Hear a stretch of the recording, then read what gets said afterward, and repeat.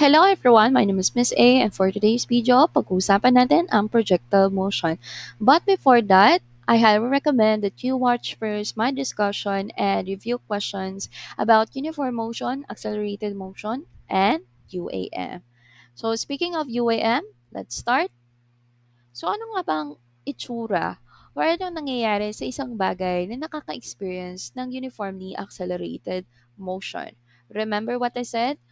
Kapag UAM, for example, car, kapag UAM, ang na-experience ng isang car or ginagawa ng isang car, it means na makikita natin nagbabago yung speed or there will be a changing of speed.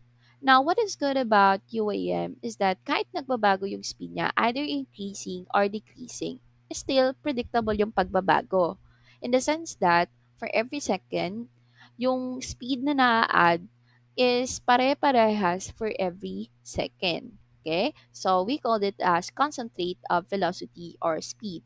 Now, anong mangyayari kapag kinalculate natin yung acceleration ng mga velocities or speed at the constant rate?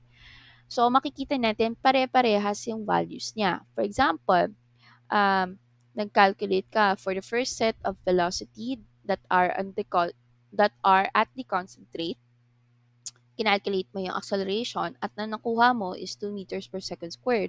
Okay, now, pagdating sa second set of velocities at the constant rate, pagka kinuha mo yung acceleration niya, is still 2 meters per second squared yun. So, ibig sabihin, pare-parehas. Alright? So, we call it as constant acceleration. And that is the general description of what we call uniformly accelerated motion. Now, remember also, class, that there is a two dimensions of UAM. And we called it as horizontal motion and vertical motion.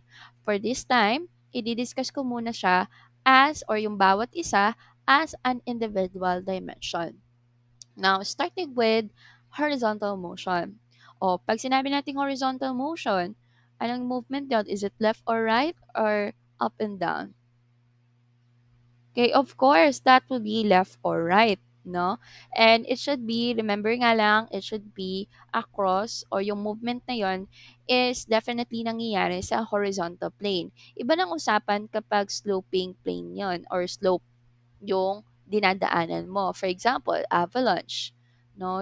Yung pangyayari or um, yung yung dinadaanan ng wheelchair kapag galing sa elevated place, no? So, hindi na yon horizontal motion. And if you're going to look upon the coordinate planes class, so coordinate planes, diba, we have x and y axis. So what the horizontal motion represent is the x axis, since x-axis is a horizontal line.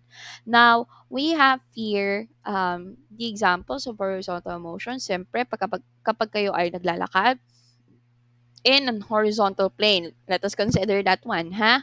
And then, those of the vehicles that we see in EDSA, highways, okay? So, as long as yung dinadaanan nila is horizontal plane, it is horizontal motion. Now, how about vertical motion? So, ano yan? Movement ng left or right or up and down? Of course, it should be up and down. Katulad na nakikita nyo dyan, vertical nga eh. Okay? So, at the same time, the vertical motion in a coordinate planes represents y-axis. Remember that also. Since that also, no, yung vertical motion ay up and down. Okay? So the only force being acted right there is the gravity. And since our force of gravity is fixed, so as the acceleration, okay, or bilis ng pagbaba nito, um, pagka nasa papuntang near surface. And the acceleration of an object due to gravity is equals to negative 9.8 meter per second squared. Now, bakit negative? Kasi yung Earth's gravity natin na matatagpuan sa Earth's center or near the surface, that's why when we do an upward motion to an object, later on makikita natin na bumababa ito. Meaning, yung gravity is being acted right there, pinupull downward.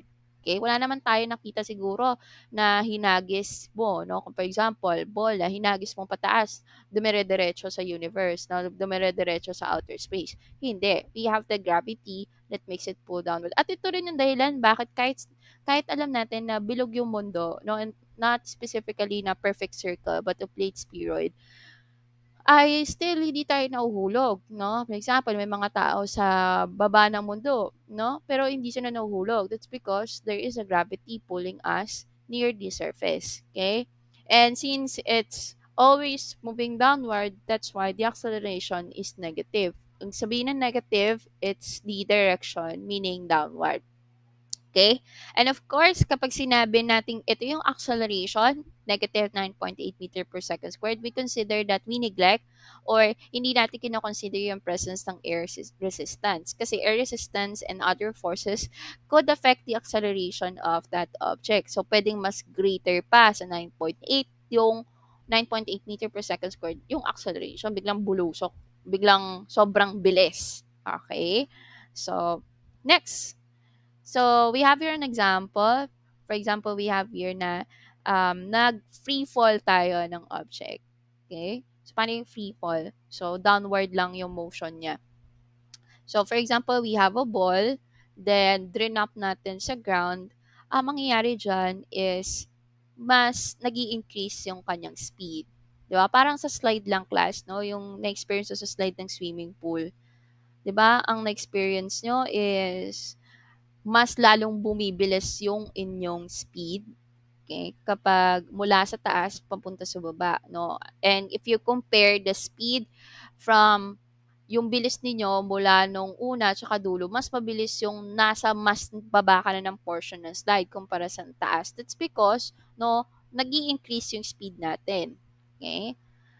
Doon. And since that slide is vertical motion, okay, so yung nag-act sa atin is what we call the gravity. Okay, and the acceleration due to gravity is negative 9.8 meter per second squared, meaning for every second, there is an increase of 9.8. Katulad na nakikita natin dito. So for example, we drop a ball. In 1 second, that is 9.8 meter per second squared. Then, in speed pala. Okay, so in 1 second, ang speed niya is 9.8 meter per second. Then, the 2 seconds, nagdoble, nadagdagan ng 9.8, 9.8 plus 9.8, naging 19.6. Tapos in 3 seconds, nadagdagan yung 19.6 ng 9.8, okay, and so forth. So, nadadagdagan kasi nga, mas lalong bumibilis. Alright? And then, kung makikita nyo, baka ma-confuse kayo about negative. No, yung negative na yan, hindi ibig sabihin niya na minus. Kasi hindi yun yung na-experience natin eh. Hindi yun yung na-experience natin sa slide. Hindi naman mas nagdi-decrease yung speed natin kapag nag-slide tayo mula una hanggang dulo. Okay? Ang negative dyan represents the direction. Okay? Which is downward motion. Ganon din naman sa distance kapag sinabi natin na nag increase yung iyong speed at a constant rate. So, yung distance rin is tumataas rin. Okay? So, kapag mas lalo kang bumibilis, mas mahaba yung distance or mas malaki yung distance na nakakover mo. Alright? So, how about kapag upward naman, class? Kapag nag-throw tayo upward ng object, di ba hindi naman siya dire-diretso? Sabi ko nga, hindi naman siya dire-diretso sa papunta hanggang sa outer space. There is a moment of time where it stops, then bumabagsak. Ano nangyari? Kasi nung trino mo siya upward, yung ating gravity is acted on it. Okay? So, since yung pagka na-experience natin gravity is downward motion, then this one is upward. So, anong ginagawa niya dun sa bola pag trinaw natin upward? Binabawasan niya yung speed. Okay? In what decrease or what specific value nagdi-decrease yung speed? 9.8 meter per second. Okay? Ang tawag natin doon is deceleration. Okay? Meaning, bumababa yung acceleration mo. And that speaks. Okay? 9.8 meter per second yung speed na nababawasan. If that will be vertical motion and upward yung nangyari. So, nababawasan siya So, bumabagal ng bumabagal until such time makikita natin na nag-stop, momentarily stop. Kaya makita natin, 'di ba, parang 'pag nag-throw tayong upward, bigla-bigla na lang nagda-downward siya. So, paano nag-downward? It's because there's a moment where the velocity is equals to zero, meaning nabawasan yung kanyang speed. Okay? So, until such time, it becomes zero. Then, afterwards, magiging pababa na siya. Then, mangyayari naman 'to 'pag pababa, nadadagdagan naman siya by 9.8 meter per second per every second yung speed. Okay, until such time it touches the surface. So, kumbaga, if we're going to calculate the velocity up, okay, that will be 10 meters per second. And then, kapag downward naman, since downward, magiging negative, that's 10 meters per second. So, kung ano yung speed mo nung nag-up ka, parehas doon sa speed mo pababa. Okay? But since pag downward, that's downward motion. Okay, so we put negative right there. Okay, ganun din sa time class. So, kunyari, no, nag-throw kayo nga ng ball. So, yung time up until it reaches the peak, paano natin masasabi na nasa peak na? Kapag yung velocity niya is zero, paano natin masasabi na velocity is zero? There is a momentarily stop. Okay? So, pag na-reach yun, kunyari, time up is 2 seconds, then time down is 2 seconds rin. Parehas lang. Okay? So, yung time up mo is equals to time down. That's why when you calculated the total time, doble lang, kunyari, ng time down or yung time up. Kasi parehas lang naman ng values. Alright? Next. So take note class that the acceleration of an object in a constant is constant for all falling bodies regardless of their mass and weight. Ito rin yung dahilan class bakit no pag sinabi nating bola na mas mabigat, for example bowling ball, and then yung feathers, pag drinap natin sila ng sabay, sabay rin silang magre-reach on ground although they have different masses. For example, bowling ball, syempre, mas mabigat yon. That is because yung acceleration or yung bilis na mag-o-occur sa lahat ng bagay when the only force experience is gravity ay fixed 9.8 meter per second squared. So, since downward nga, meron tayong negative na isusulat. So, paano nangyari yon? Okay? In the sense na yung mass ay magkaiba. Ang nag adjust dyan, class, is the force. Remember, if we have a formula of force is equals to mass times acceleration, since the acceleration is fixed, which is 9.8 meter per second squared, yung mass is different. So, kung magkaiba ng mass, magkakaiba rin yung force na mailalabas. So, kung mas massive, the greater mass or the greater gravitational force, yung may apply natin sa massive ones. Alright? Next. So, can we combine? Now, we have discussed this two dimension in separate ways. Now, can we combine the horizontal and vertical dimensions of motion at the same time, or can we experience them at the same time? The answer is yes, and we called it as projectile motion.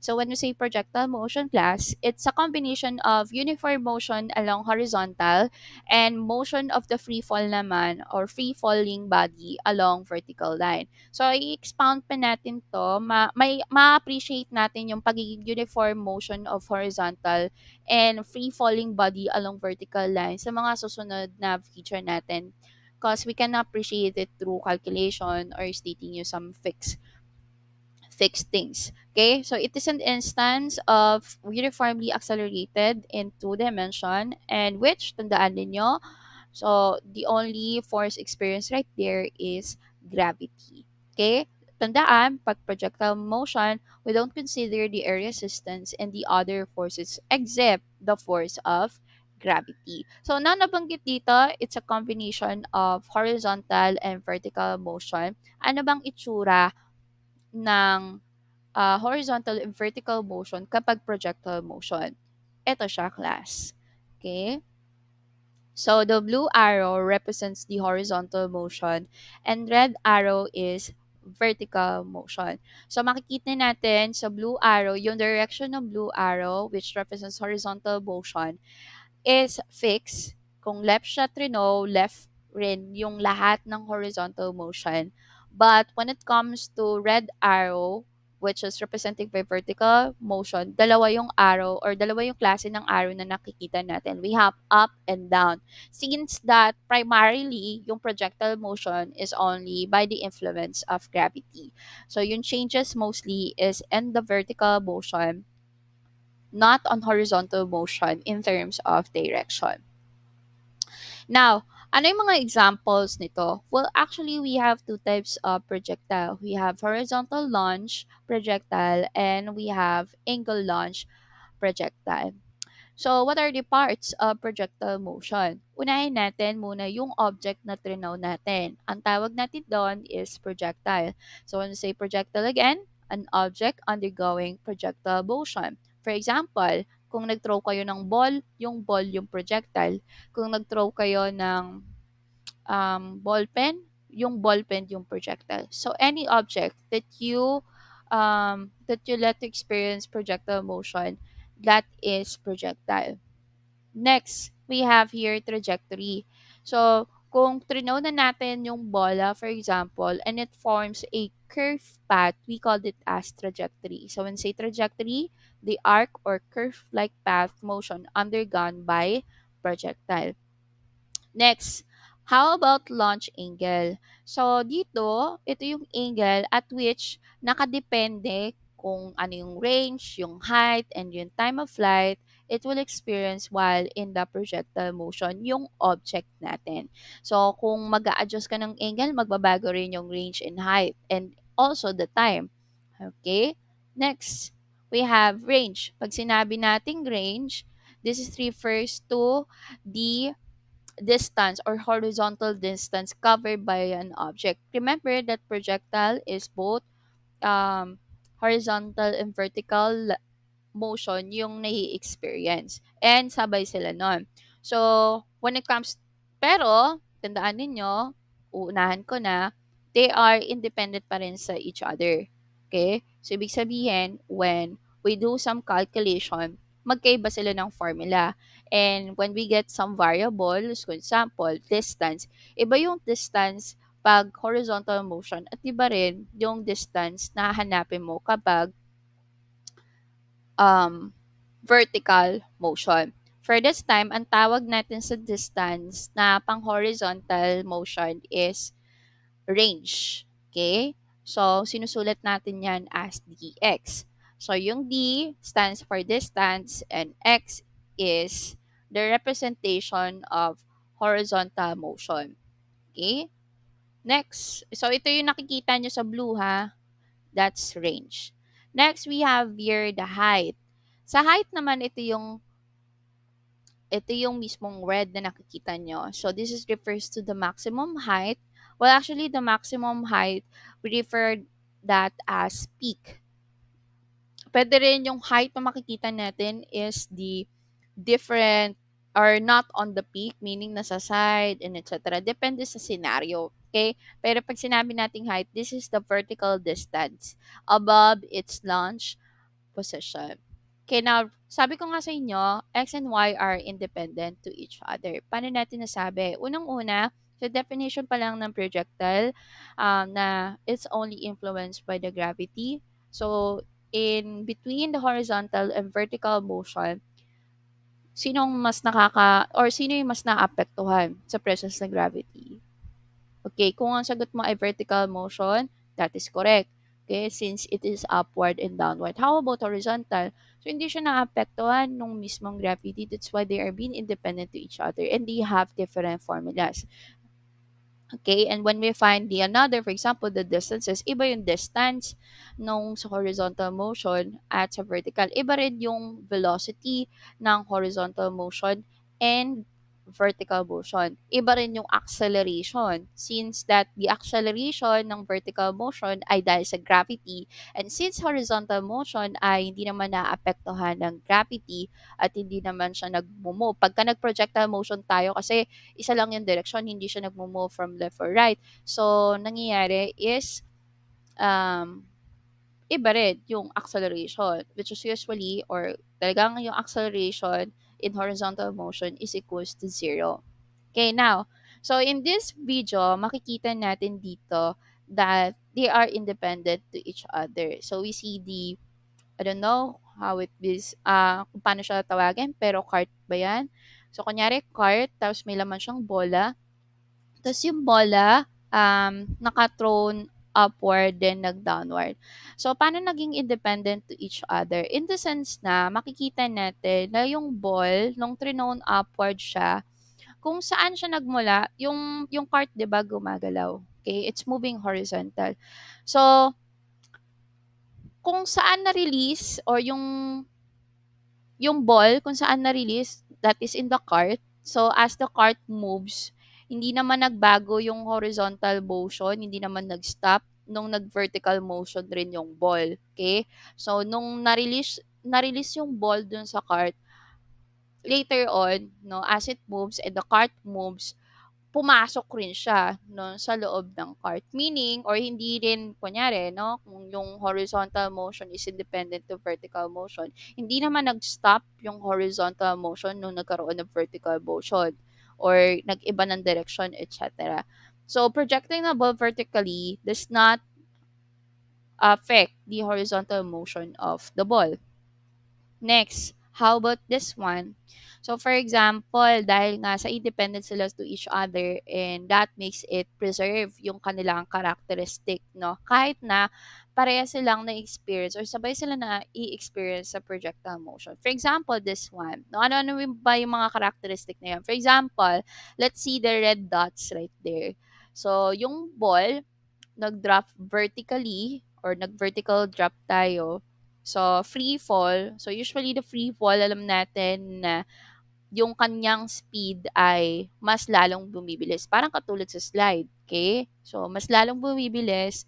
And yung bilis na yon dahil nga, so, it's solely or only influenced by the gravity. So, yung pagbabago ng velocity niya is constant range. Okay? And that value is or yung speed na nadadagdagan per every second is 9.8 meter per second for every second. Okay? And kung nagbabago yung kanyang what we call that, nagbabago yung kanyang acceleration, that means no or nagbabago yung kanyang speed, that means it is accelerated motion. Okay? And that acceleration or the value of acceleration for vertical motion or vertical drop is equals to negative 9.8 meter per second squared. Again, bakit negative? That is because it is downward motion. Okay, next. How about kapag sa launch, nag-launch tayo ng horizontal motion pero with no gravity. Okay? So, ano mangyayari? Nakikita niyo yung mga dots na blue. Alright? Kung makikita niyo yung distances ng bawat dots, yung dots class represents 1 second. Okay, class. Makikita niyo yung distance for every second, pare-parehas siya.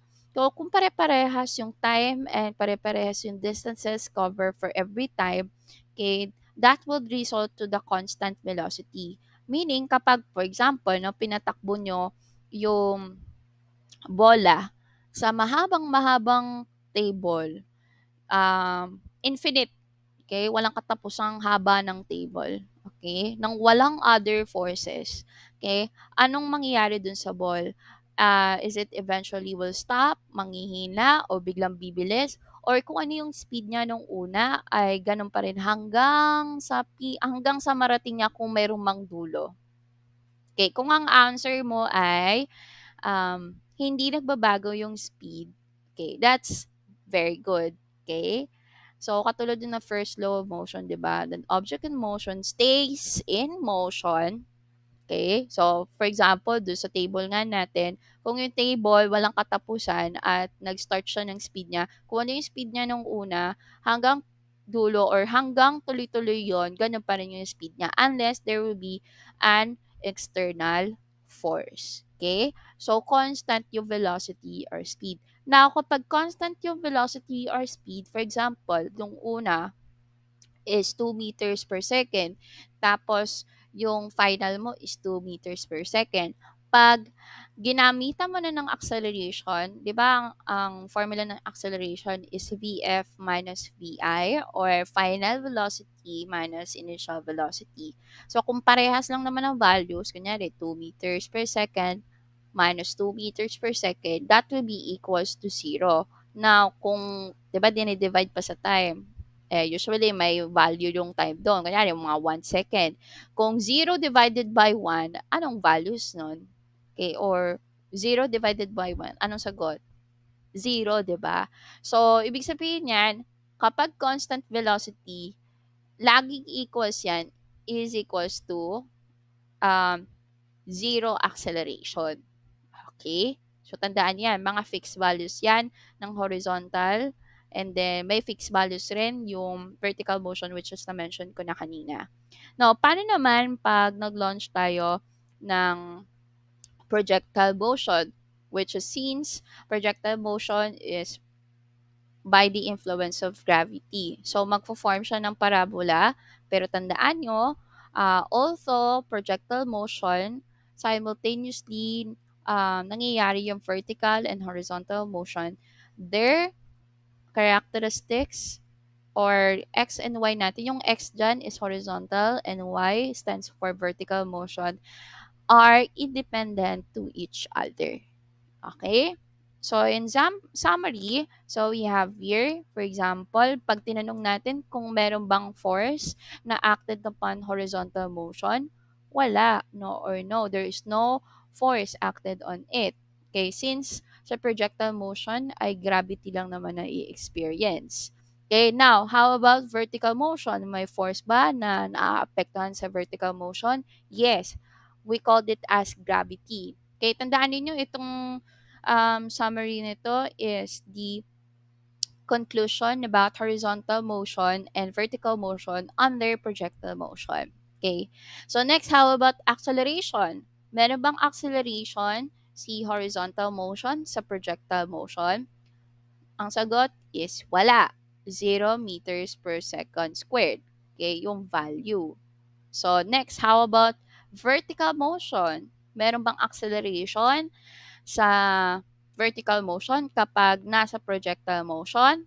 The answer is yes. That is because projectile motion, again, uulit-ulitin ko, merong or the only force acted on it is gravity. So, since vertical motion is affected by the gravity, so the acceleration is fixed and that is 9.8 meter per second squared and it should be negative. Dahil lahat ng bagay na thrown upward or whatever it is, no, it will be should be moved to the surface of the earth, okay, where the gravity is strong. Okay, next, how about velocity?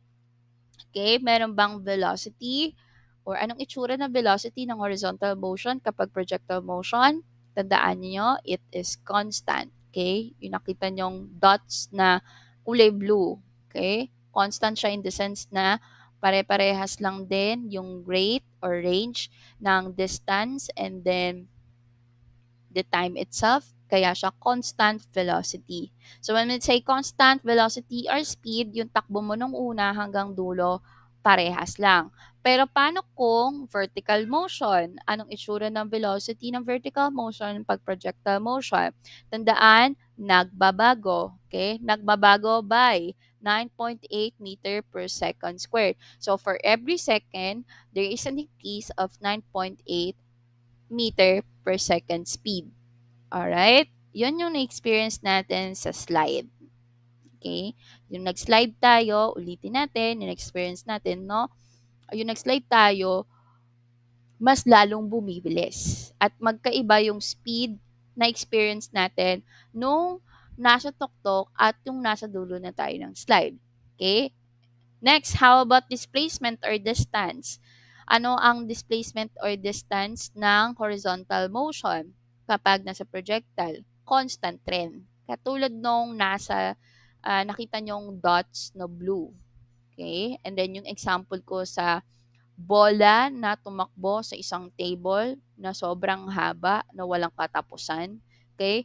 Yung speed nun mula nung una hanggang sa marating yung dulo, kung meron man dulo sa table na yon, is still constant. Unless na lang there is an external force. Pero since ang projectile motion is only gravity, so constant throughout. Wala tayong ini-expect na external force right here sa horizontal motion. Next, how about changing per second naman? Pagdating sa vertical motion, yung distances na may experience no, pag vertical motion sa projectile motion. Alright, so hopefully may naintindihan kayo kahit mahaba yung discussion, and if you have some questions, you may chat me. Thank you very much for listening.